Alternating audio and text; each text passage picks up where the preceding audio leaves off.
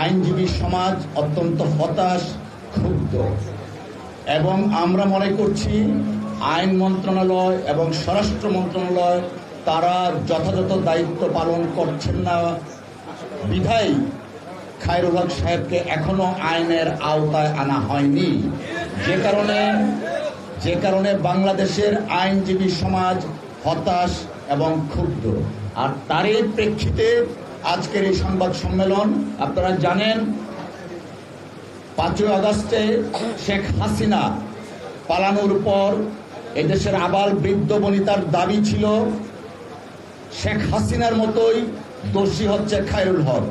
তার হাত দিয়েই জুডিশিয়াল কুর মাধ্যমে বাংলাদেশে তত্ত্বাবধায়ক সরকার ব্যবস্থা বিলোপের মাধ্যমে গণতন্ত্রকে হত্যা করা হয়েছে।